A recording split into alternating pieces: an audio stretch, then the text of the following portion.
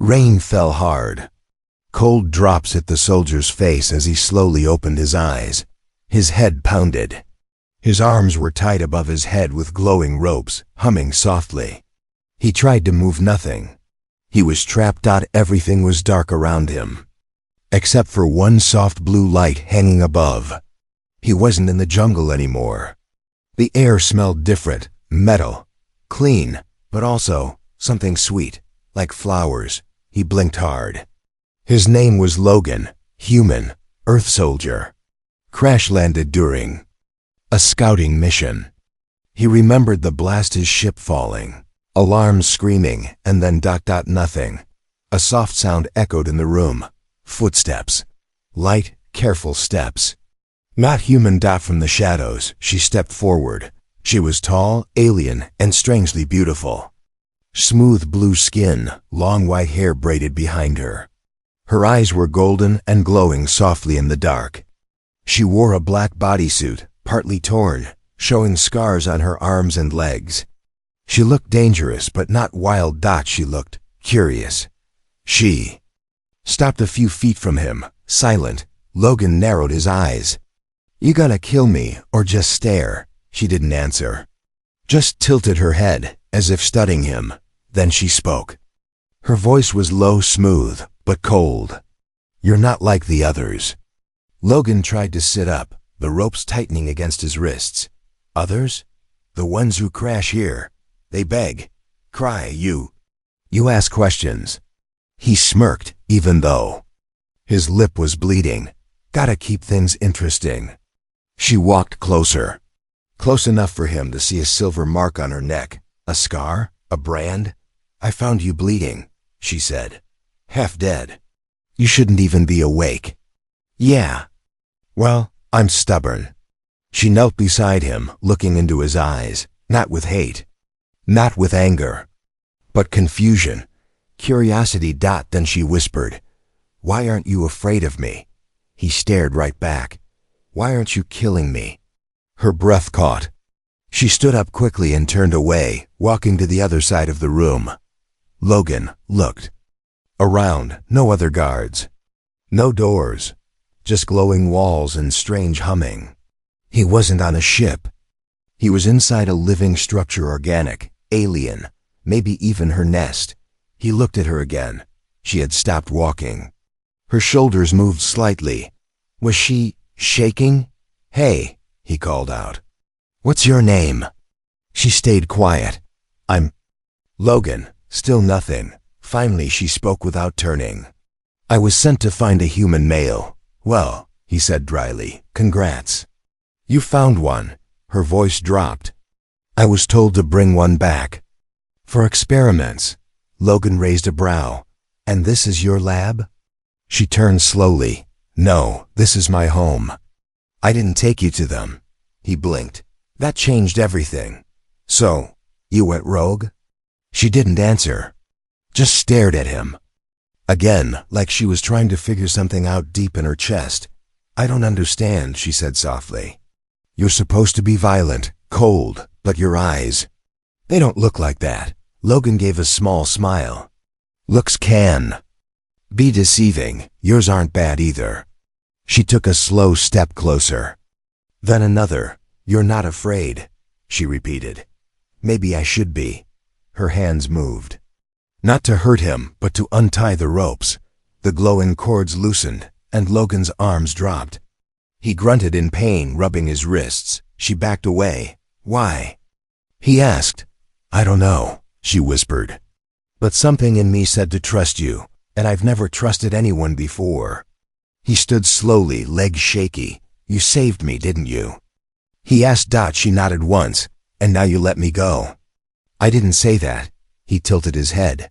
"So, I'm still your prisoner?" She smiled, just a little. "You're free to leave, if your legs work." He laughed once, then winced. "Still hurts, but I'll manage." She turned toward the exit. "Then follow me. I want to show you something." He didn't move. "Why?" She looked back over her shoulder, her golden eyes glowing softly. "Because I don't want to be alone anymore." And just like that, the silent capture. became something else. Logan followed her out of the strange chamber and into something he didn't expect, a glowing garden. Alien plants shimmered in the dark. Vines pulsed with slow light, and the ground felt soft under his boots. Above them, the sky wasn't black. It moved like water with stars trapped inside. She walked ahead of him, silent but graceful. Her silver-white braid swayed down her back. She didn't speak. She didn't need to. He was still limping. His body hurt, but the air here felt healing, different. "Where are we?" he asked finally. She stopped near a strange glowing tree and placed her hand on the bark. The tree reacted, its leaves lit up, humming like a song. "My home," she said. "This garden is alive." "Like me." Logan raised a brow. "What do you mean?" She turned to him, and this time her expression was softer. "My kind. We're connected to nature, to energy. Touch is more than touch. It's communication." He stepped closer. "And what do you want to communicate?" She hesitated, then reached out, fingers open. He didn't pull back. Their fingertips met, a pulse, like static, electricity, but warm, familiar, intimate. His breath caught in his throat. She gasped too. Her cheeks flushed a deeper shade of blue. Logan whispered, "What was that?" Her hand trembled in his. "I don't know," she said, "but I've never felt it before." "Not with anyone," the garden reacted. Flowers opened. Light shimmered. "I thought humans were just—" She paused, looking down. "Rough, uncaring, but your touch is different," he smirked. "You haven't seen the rest of me yet." She looked up sharply, not angry, not offended, just wide-eyed, curious. Her hand didn't move from his. "You shouldn't say things like that," she whispered. "Why?" "Not? Because I might ask to see." Silence, then a low rumble in the distance. "Thunder." She pulled back quickly. "Come, a storm is coming." "Let me guess," Logan said. "Not just rain and thunder?" She nodded. "Here, storms bring memories."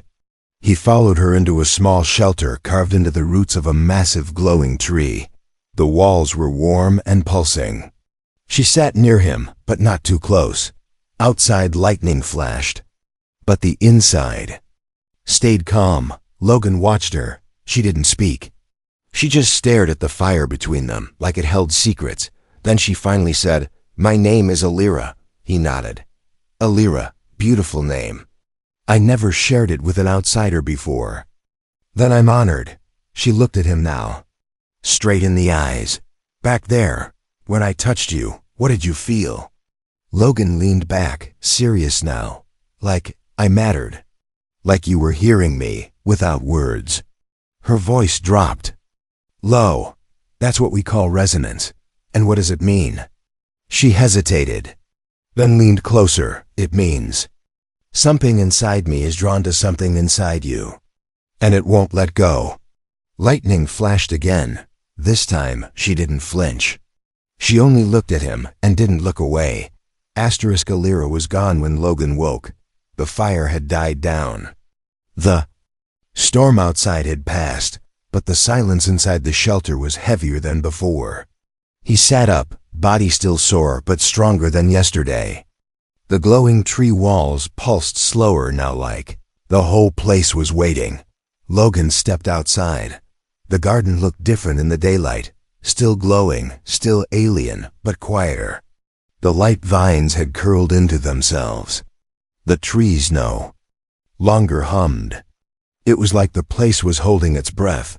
Then he heard it, a sound like a sob muffled, from deeper in the grove. He followed it. Behind a curtain of silvery vines, he found her. Alira was on her knees, her back to him, facing a stone slab covered in carved symbols. Her braid was undone. Her shoulders were shaking. Logan froze. He'd never seen her like this. She didn't turn when she spoke. "You should have left last night." He stepped closer. "You didn't exactly lock the door." "I thought I could handle it," she said quietly. But now that I've felt at your touch, I can't stop feeling it." He stayed silent. "I was raised to hate your kind," she went on. "Taught that humans are violent, greedy, cold. But when I look at you," she finally turned, eyes wet and glowing, "I don't see a monster. I see a person who made me feel alive for the first time." He knelt beside her. "What is this place?" he asked, touching the stone gently. "It's a grave," she whispered. "For my sister. She brought a human here once, loved him, protected him. She was executed for it." Logan's face hardened. "By your people?" She nodded. "I was sent to do the same, find a male, deliver him for testing. No names, no emotions. Just orders." He looked at her sharp. "So what am I? A mission gone wrong?" She met his gaze. "No, you're the reason I can't follow orders anymore." She stood, wiping her face quickly. "I should report you," she said. "I should turn you in, but you won't." "No," she said softly. "I can't." Logan walked to her slowly. "What happens now?" She looked around the silent grove. "They'll come looking. I've missed my report window. They'll know I found someone and didn't deliver. So they'll kill you. Maybe." Logan's jaw tightened. "Then we run." She blinked. "You'd run with me?" He shrugged. "You touched me, remember? Something inside me won't let go either." For a moment, the air between them changed. She stepped close. Closer than before. "I've never kissed anyone," she whispered. "We don't do that." He smiled gently. "Want to learn?" Before she could answer, a sudden crack shook the grove. A bright red flare exploded into the sky above them. Alira's face drained of color. "They found us." The red flare lit up the entire grove like a siren in the sky. Birds scattered, trees recoiled. Even the ground pulsed in fear. Alira didn't speak, she just ran. Logan followed her through the glowing jungle, dodging low-hanging vines and roots that moved like they were alive. His heart thudded in his chest, not just from the chase, but from what he saw on Alira's face. She was scared. But not for herself, for him. "They'll send the hunters," she shouted over her shoulder. "Fast." Silent, heartless. "You said this was your home." He called. It was. "Until I chose you." The trees thinned. The glowing light faded. They entered the marshland, muddy, uneven, and full of hidden dangers. Alira slowed just enough to look back. "I know a hiding place," she said, panting. "But it's deep." "How deep?" "Past the Echo Lake." He frowned. "The what now?" Before she could answer, a sound sliced the air. Not an animal, not the wind. A whistle, sharp, metallic, close. Alira gasped and stumbled. Logan caught her just in time as her foot slipped into a deep root crack. She cried out a rare, real cry, and he saw the pain flash across her face. "You okay?" "My leg." It twisted. She tried to stand, but her knee buckled. Logan dropped beside her and scooped her into his arms. "What are you doing?" She whispered, breathless. "Returning the favor." "But I'm heavy." "You're not," he lied. "And even if you were, I'm still carrying you." Alira's arms tightened around his neck. "You touch me like I'm not a thing." "You're not." She buried her face in his shoulder. Behind them, another flare. Green, closer. They were being herded. Logan pressed forward through the mud, carrying her like she was the most precious thing on this world. Her skin was warm against his chest, and her breath near his ear came faster than before. "I feel strange," she whispered. "Pain?" "No," she said. "Something else. I feel soft, weak." He paused, shifting her weight. "You're not weak, Alira." "My legs are," she said, cheeks flushing. "They're trembling. I can't even stand after what you did to me." Logan raised an eyebrow. "What I did?" She looked away. "You made me feel. No one ever has. I wasn't built for this. My kind doesn't get close, doesn't connect. And yet, he said. You chose me. She gave the faintest smile. I don't regret it. They reached the edge of the Echo Lake, still water, black like glass. In the center an island, glowing with soft violet light. Alira pointed. There. That's where I was born. Where no scanners work. They won't find us there. How do we get across? She nodded to the vines just beneath the surface. Step carefully. Follow the path. The lake listens. Logan adjusted her in his arms. We'll make it. As he stepped into the cold water, Alira whispered, Logan. Yeah? Once we get there. Will you stay? He looked down at her, this alien woman who once chained him, who now held onto him like he was the only light left. I'm already here, aren't I? She rested her head against his chest, eyes closing. And in that moment soaking wet, chased by death, knee-deep in an alien lake, it didn't feel like escape. It felt like home. Asterisk. The lake was still, too still, even as Logan stepped across the water, careful not to disturb the path of soft vines beneath the surface. The reflection of the sky above didn't ripple. It felt like the lake was holding its breath, just like him. In his arms. Alira stirred. Her voice was quiet. They're here. I can feel them. Logan didn't stop moving. Let them come. She looked up, her golden eyes cloudy. You don't understand. The ones tracking us now. They're not soldiers, they're judges, he frowned. Sounds friendly. They don't ask questions, they don't speak. They watch. And when they decide you're guilty, you disappear. They reached the small island. Soft moss covered the ground, and the glowing trees gave off a gentle hum, familiar, comforting, but tense now. Logan set Alira down slowly, careful of her twisted leg. She sat in the grass, staring out at the lake. They're already surrounding us, she said. Logan looked out. Nothing moved. Not a single ripple. Then he saw it. Eyes. Dozens of them, glowing faintly red beneath the water's surface. Watching from all sides, just below the reflection. Not approaching. Not attacking. Just watching. Creepy, he muttered. Alira nodded. They're waiting for me to decide, he blinked. Decide what? If I return you willingly, if I prove my loyalty. Logan laughed once, sharp, bitter. So they want me, still, after all this. They always did. And if you hand me over, you get to live? She didn't answer. That said enough. He sat beside her, resting his arm against hers.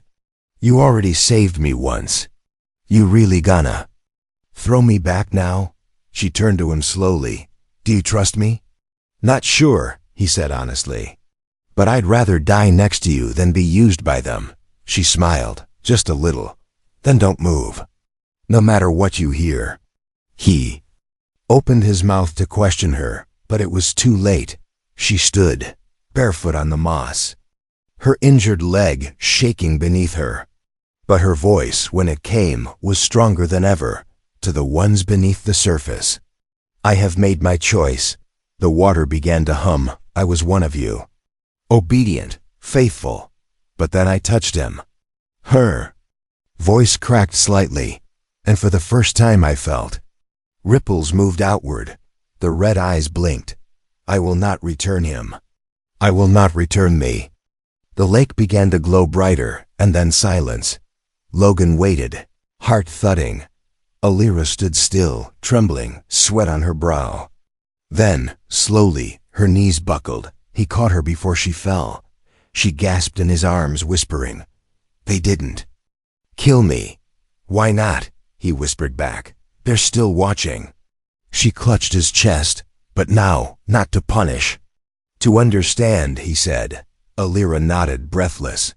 They've never seen this before. A human and one of you is choosing each other. Logan looked back across the lake. The red eyes had vanished. Only the reflection of the stars remained. Asterisk for the first time in hours. The island was quiet. No eyes beneath the water. No flares in the sky. Just the low hum of the glowing trees. And the sound of Alira breathing softly against Logan's shoulder. He held her close, his shirt damp with her sweat. Her body trembled not from pain, but from release. She had stood against everything she was trained to believe. And somehow, she was still alive. You didn't think they'd let you live, Logan said quietly. No, she whispered. I still don't. A deep rumble echoed from somewhere underground. She flinched. Logan stood quickly, helping her up. What was that? Her face went pale. Not them, someone else. What do you mean, someone else? Alira turned slowly toward the eastern edge of the island. This place isn't unknown anymore. From the trees, a shadow emerged, tall, cloaked, mechanical. Logan stepped in front of her. Friend of yours? No, she said. I've only heard stories. The figure removed its hood, not alien, not human, something. In between, its voice was low and metallic. You're the defector. Illyra's breath caught. And you, it said, turning to Logan, are the reason she broke protocol. Logan raised his fists. Who the hell are you? I'm the correction unit, it replied. When the judges fail, I arrive. Illyra reached for Logan's hand. We have to run. He glanced at her leg. Still weak? No, he said. We escape. You told me there was a ship, hidden. She nodded quickly. It's real, but far, through the hollow roots. Beneath the garden. Logan turned to the figure. Then buy me 5 minutes. What makes you think I'll wait? It asked. I wasn't talking to you. He grabbed a chunk of glowing stone from the tree, slammed it against the ground, and the roots beneath them shook. A section of moss collapsed, revealing a tunnel, dimly lit and pulsing. Alira gasped. You triggered it. The roots. They remember. You, Logan smirked. They better remember how to help. He lifted her again and jumped into the tunnel as energy bolts scorched the air behind him. They slid fast, twisting through the root systems like a slide carved by light. Alira clung to him tightly. They'll follow, she shouted over the wind. Then we don't give them time. The tunnel spat them out into a cavern glowing with green-blue crystals. At the center, a ship. Old, dusty, but unmistakably human-made. Logan ran toward it, heart pounding. How did this even get here? Alira whispered. It was the first one. The man my sister loved. He tried to escape. He failed. Then let's finish what he started. He opened the ramp. Systems flickered on. The engine hummed low, like it had been waiting all these years. Alira slid into the co-pilot seat. Her hands trembled on the console. I don't know how to fly this. I do, Logan said. She stared at him. Of course you do. The engines roared to life, behind them shouting. Boots, metallic growls. The correction unit had found them. Close it. Alira cried. Logan slammed the hatch. The ship lifted, shaking dust loose from the ceiling. Light burst from the thrusters. As they rose through the tunnel and into the open night sky. Alira leaned back in the seat, eyes wide, lips parted. You're taking me away from everything I ever knew. He looked over at her. Yeah, but maybe. Towards something better.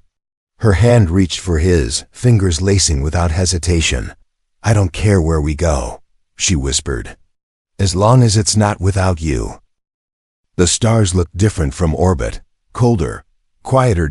But inside the ship, there was warmth. Logan stood at the viewport, shirt half torn, covered in old blood and dried mud. His hands rested on the console, knuckles white from tension. Not from the escape. They'd made it. From what came next. Behind him, Alira sat on the med table, a thin cloth draped over her shoulder. Her leg wrapped and healed by the ship's nanotech flexed gently beneath her. No more pain. No more trembling, but she hadn't stood up. Not once. You can walk now, Logan said without turning. I know, she replied softly. Silence. You're avoiding something, he said. I'm afraid of what happens if I stand. She admitted. That made him turn. Alira wasn't blushing. She wasn't teasing. She was serious. and vulnerable in a way even she didn't fully understand. Logan walked to her slowly, stopping a few feet away. You faced your own people. You stared down a correction unit. You chose me over everything you knew. And this is what scares you. Her voice dropped. This is different. How? She looked up at him. When I stand, it means I have to decide what I am now. He knelt beside her. You already decided. Illyra's fingers brushed his jaw. What if I'm not strong? Enough? You don't have to be strong right now, he said. You just have to be honest. She looked down. Then here's the truth. She slid off the edge of the table slowly. Her feet touched the cold floor. The ship hummed beneath them. She didn't fall, didn't tremble, but she didn't rise either. Instead, she sank to her knees right in front of him. I can walk again, she whispered, voice thick with emotion. But I choose to stay down. Logan's eyes locked with hers. And not because I'm weak, she added, but because I've never trusted someone enough to kneel in front of them before. He knelt too, took her hands in his. No one's ever earned it, she said, breathing shakily, until now. Their foreheads touched. No more running, no more cages. Just two beings once enemies, now tangled in something neither of them had a word for. Outside the ship, the stars kept moving. But inside, time stopped,